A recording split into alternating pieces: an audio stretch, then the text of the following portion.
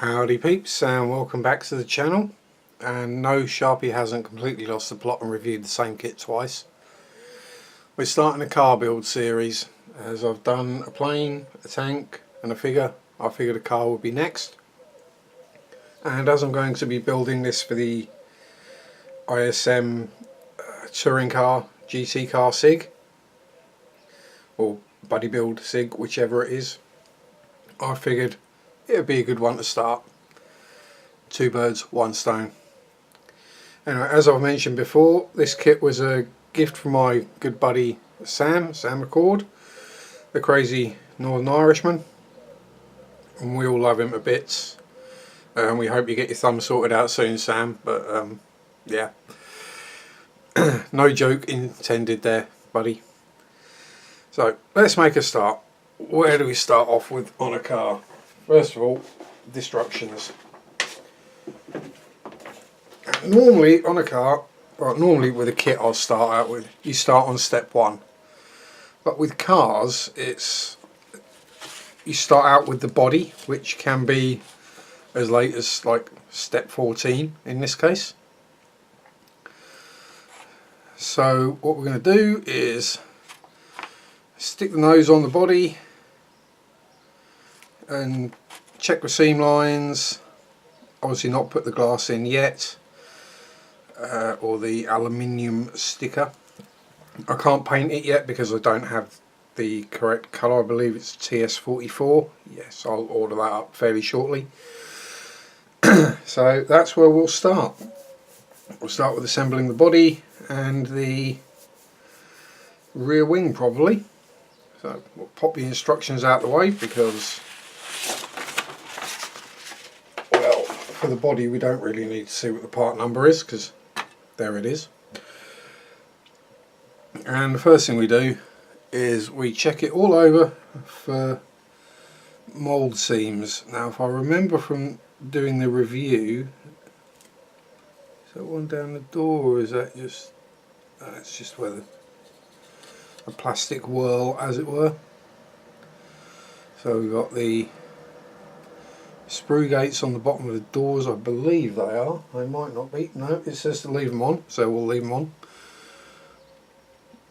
Check around the edges, we've got no flash. I think we might be lucky.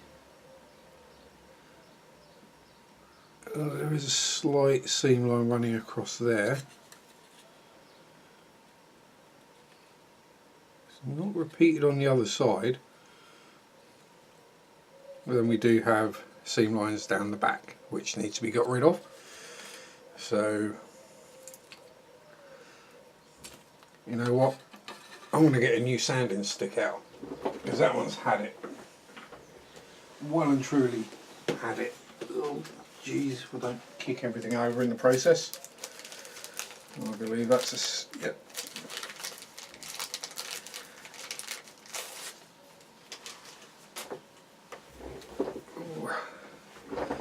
Because when it comes to cars, it's all about preparation and getting everything as smooth and as clean as possible before you start even thinking about putting paint on it. Now what I'm going to do is just take out these seam lines around the back end. Oh man, new sanding stick. Sands so much more efficiently. Oh, give you a clue, there's my old one. But I won't throw it in the bin though, I'll keep hold of it because although it's lost a lot of grip, it's still useful. It's just less aggressive. And as you saw, it's been cut up and cut down, and I do that generally on more worn ones to allow me either, if I need a really tiny piece of sanding stick to get into a tight area, I'll chop the end off or chop it in half, or to give myself, you know, just modify the tool to suit the need I have at the time. and let's be honest, sanding sticks aren't that expensive, and they especially the UMP ones, they do last quite a long time. Remembering to degunk the sanding stick every once in a while before it clogs solid.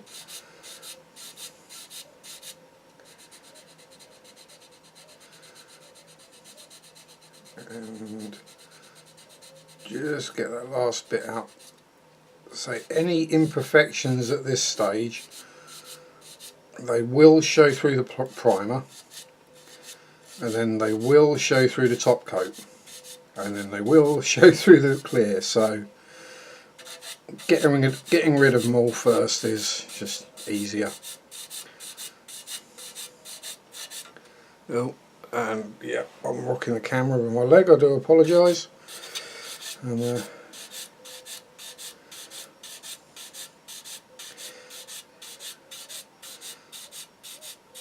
And I've chosen, rather sillily, to start recording these in randomly the height of the British summer. Yes, we're having one this year. Shock horror, it does happen occasionally. I think we've not really had any rain for about a month, and it's been blazing hot sunshine all day, every day. Thankfully a little bit of a breeze, so it's cooling down a bit at night, so we can still just about sleep, but that's it. It's I know compared to some of you guys who live in far warmer climes, it's, you're going, what? High 20s, low 30s? Ha! But we're Brits, we're used to cold, wet and rainy. And this was started what, end of May? Well, I think it was pretty warm in May as well, so you know, it's been going on a couple of months now, and when you bear in mind it was mid to late March, I think, where everything was snowbound.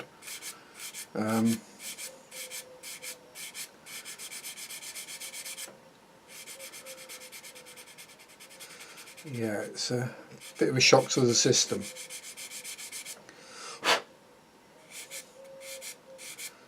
And some of us are rather well insulated as well, which doesn't help matters. I was just switching to a lower grade or lower grit sander,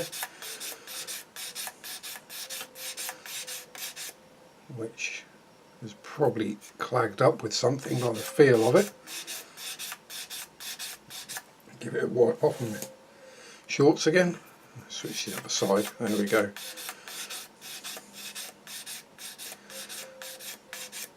Just getting rid of all the scratches from the previous higher grit sander, and I'll work down through the sanders.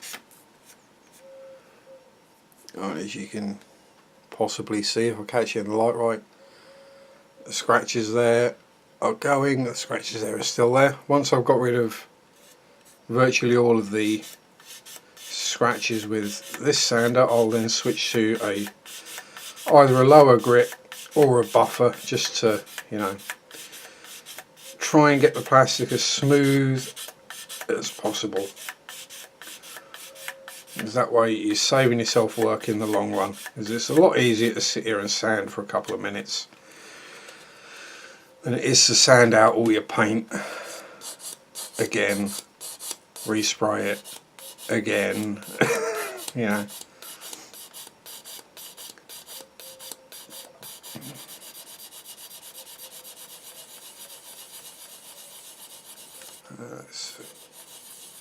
this is going to take quite a while, but as you can see where I'm getting at with it, where we're gradually clearing it up.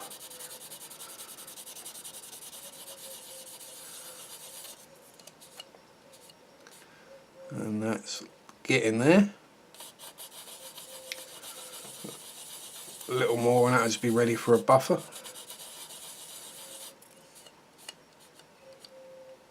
Yeah.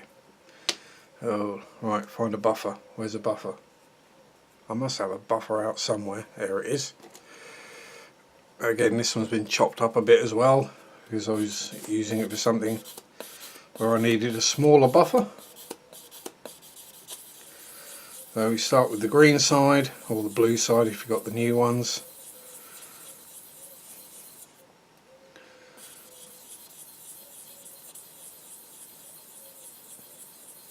It just gets rid of any fine surface scratches. And let's see, yeah, we're looking pretty good. And then switch to the white side and give it a buff up. And there we go. I won't do the rest of it all on camera because that will be extremely dull and tedious, and you don't really want to just listen to me sanding for about half an hour. So I shall pop that down and I'll finish doing that off camera. And it's time to start the next bit, which is the front valance or splitter, or whichever you want to call it. Or in the case of this kit, basically the entire front end.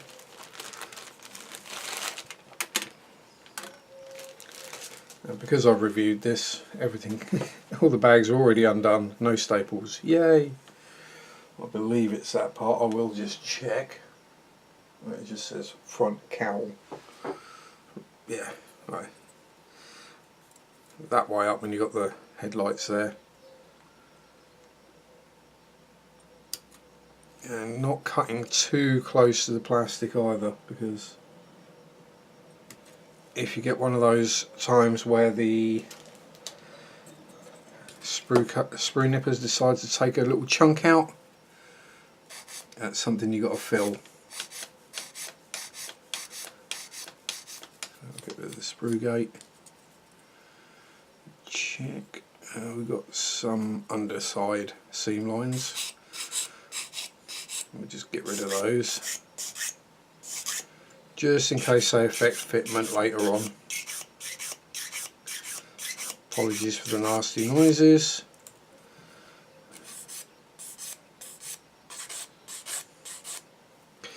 Right, and we've got another sprue gate this side.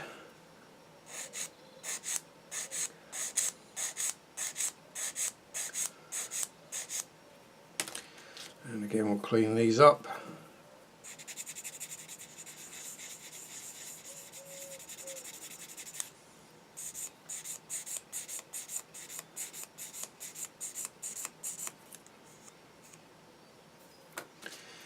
And go over it with a buffer.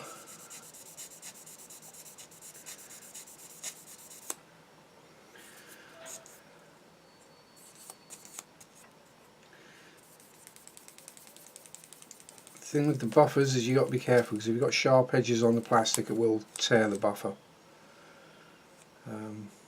Yep, that's passable. If this was going to be in a metallic, then you know, a high shine silver, that kind of thing, then I would take even more care cleaning these up. They would be absolutely flawless, because as you probably know, if you're trying to do a bare metal, you know, a shiny metal finish, any surface imperfections show straight through.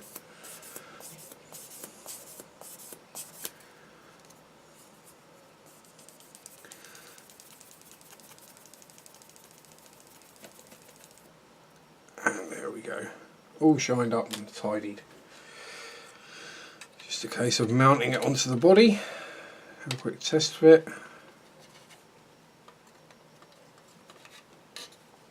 And that all seems to fit okay.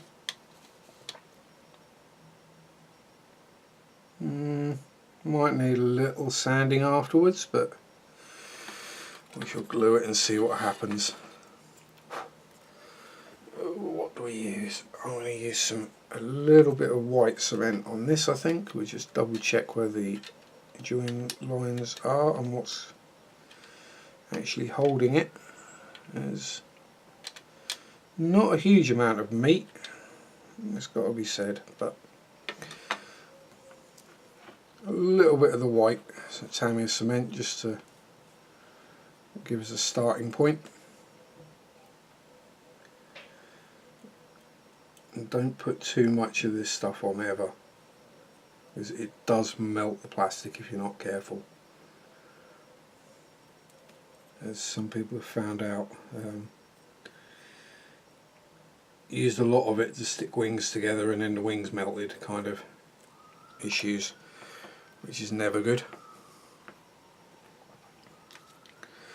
Now my kind of plan with this build is not necessarily do it like I have with some of the other build series I've done where I've shown literally everything.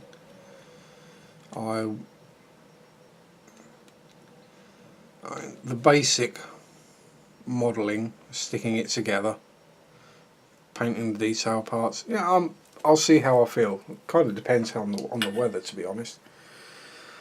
If it's extremely hot, then I'm probably not going to want to be up here too much. I mean, it's 9:30 in the morning and it's already 25 degrees C. No, that's not glue. That's sprue goo. Get the right one, Sharp. There it is.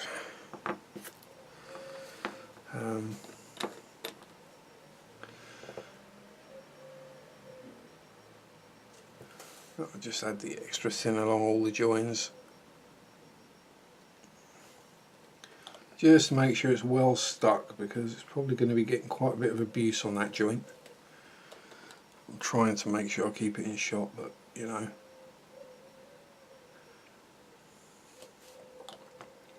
It may well need a little dab of filler across it, but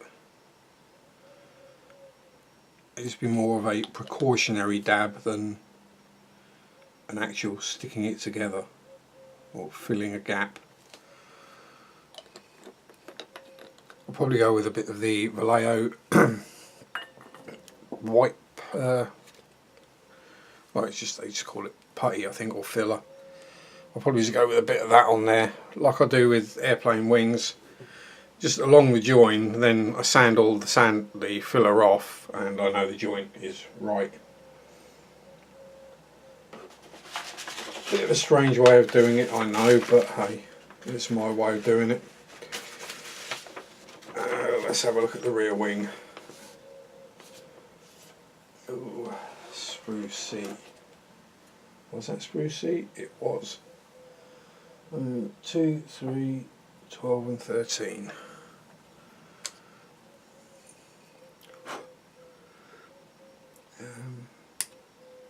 But yeah, it's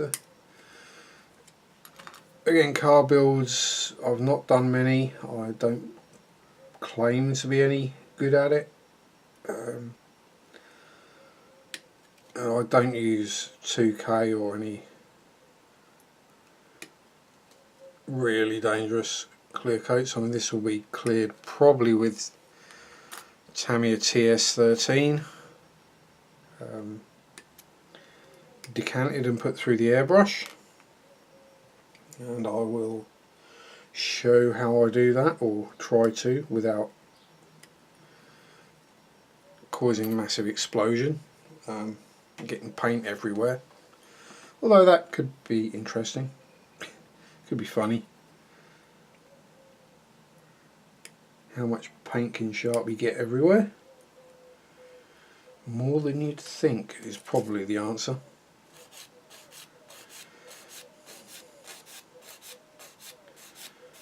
Right, and we do have some ejector pin marks in the underside of the wing.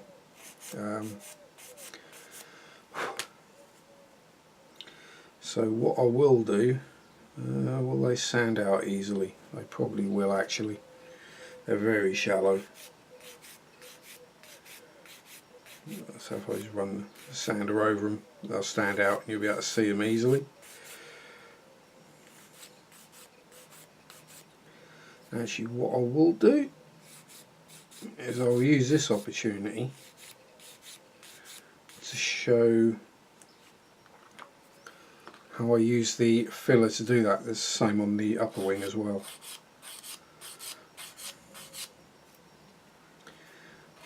So yeah, I'm going to have to get rid of those if I can.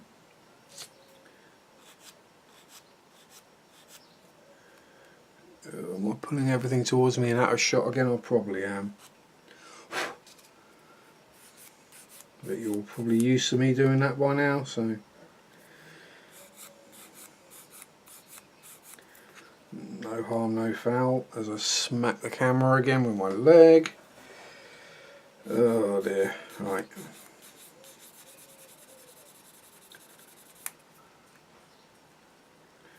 Don't need to be quite so clean on these as they are on the underside of the wing, but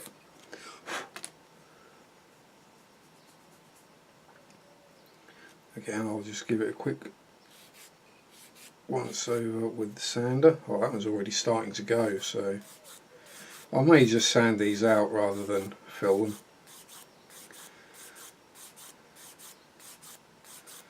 Yeah, these ones especially are really shallow. So there we go, that's those two. That one.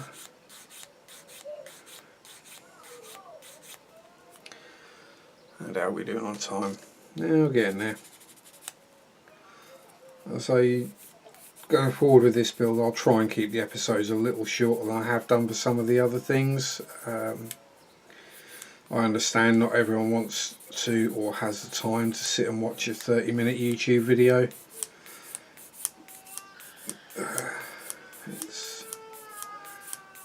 But sometimes I just get carried away with what I'm doing,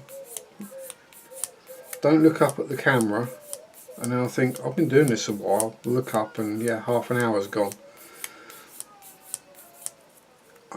It's worse when I'm not talking to the camera, trust me. I can be sat here for 4 or 5 hours and think, I'm feeling hungry, or I need the loo, and then look at the clock and go, oh my god. To the extent where if I'm up here before work I have to set an alarm, because otherwise I'll be late for work, and we don't want that. Don't want to be getting in trouble or losing money or getting sacked. There's something that just right. Well, what I'll do is I shall continue sanding these out off camera and buffing everything out, because there are some on the end fences as well that will need sorting. And so next time, basically next time everything will be sanded up and cleaned up. I might have glued the wings together, I don't know. We'll see how easily that goes together. I think it's a case of, which way around? Helps me look at the destructions. That way around, slopey bits at the top. So that goes in there. These wings can always be interesting to try and get together.